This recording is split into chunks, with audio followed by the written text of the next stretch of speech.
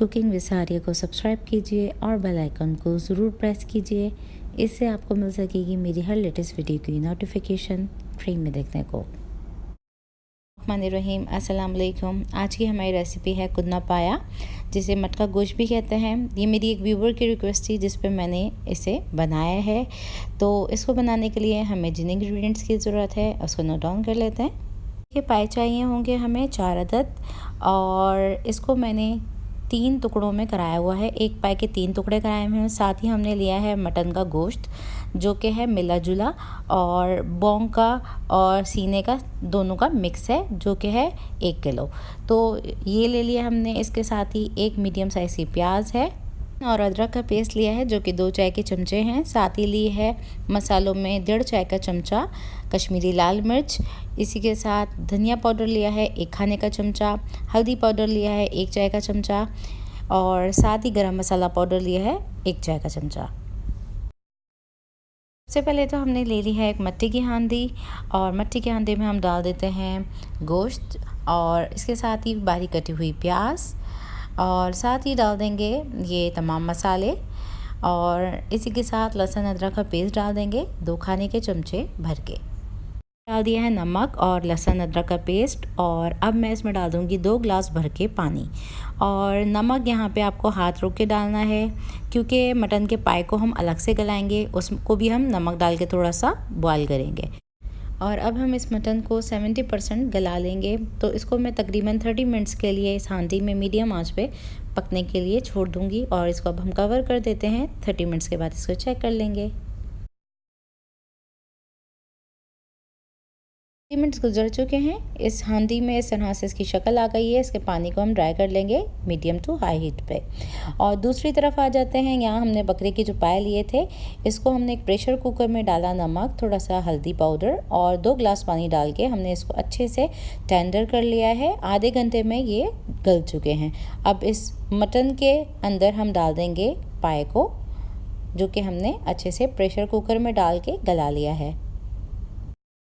Mutton के अंदर इस पाए को हम शामिल कर रहे हैं, और दोनों चीज़ों को डाल के हम बहुत अच्छे से भून लेंगे। मटन के अंदर हमने डाल दिया है पाए को, और अब हमने पानी को रिड्यूस करना है। इसके मीडियम टू हाई हीट पे इसको बहुत अच्छे से हम भूनते जाएंगे।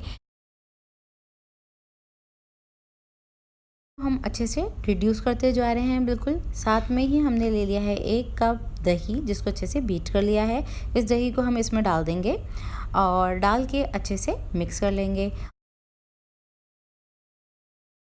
दही डाल के बहुत अच्छे से मिक्स कर लिया है, और मिक्स करने के बाद अब हम इसको कवर कर देंगे। कवर करने के बाद इसको हम 10 से 15 मिनट के बाद चेक करेंगे। तो अब हम इसको चेक कर लेते हैं।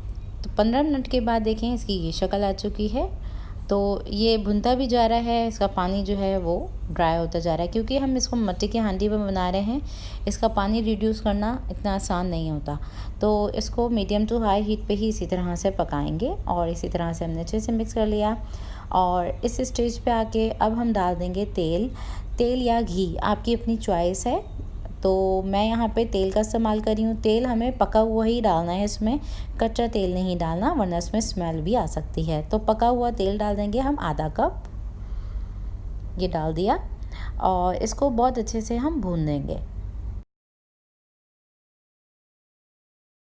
डाल के हमने इसको इतना भूनना है कि हमारा मसाला बहुत अच्छे से भून जाए और हमारा ऑयल बिल्कुल सेपरेट हो जाए। तो इसको अच्छे से हम भून लेंगे, और जब इस तरह से भूनने लगा है तो इसके अंदर अब हम शामिल करेंगे आटा।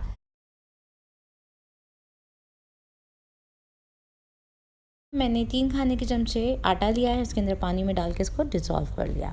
तो ये मसाला बहुत अच्छे से भुन चुका है, और अब मैं इसके अंदर आटे के मिक्सचर को पानी के साथ जो हमने घोला है इसको हम डाल देते हैं। पहले मैं इसमें डाल दूँगी 1 ग्लास भर के पानी, क्योंकि हम आटा डालेंगे कहीं इसमें एकदम से लम्प्स ना पड़ जाएं। तो पानी डाल देते हैं, और पानी डालने के बाद इसके अंदर अब हम शामिल कर रहे हैं ये आटे का मिक्सचर। खाने के चमचे ही इसमें मैंने डाले हैं पूरे आटे के, डाल के अच्छे से मिक्स कर लेंगे। इसको बहुत अच्छे से मिक्स कर लिया है मैंने, और अब हम इसके अंदर डाल देंगे मज़ीद 1 ग्लास पानी।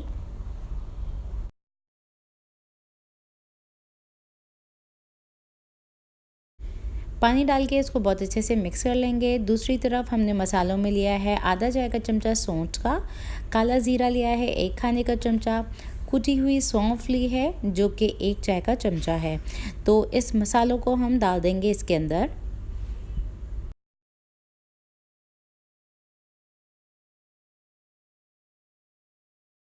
तमाम चीज़ें डाल के बहुत अच्छे से इसको मिक्स कर लेंगे और अब मैं इसको तकरीबन 30 मिनट्स के लिए बिल्कुल दम पे पकाऊंगी।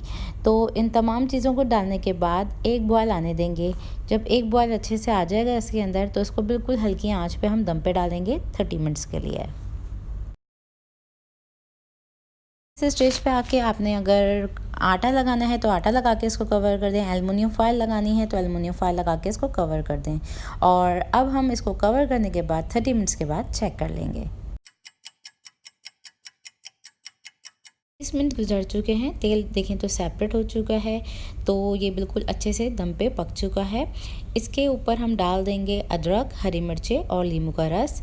इसको नान या रोटी के साथ सर्व किया जाता है और इसको मिट्टी की हांडी में ही तैयार किया जाता है।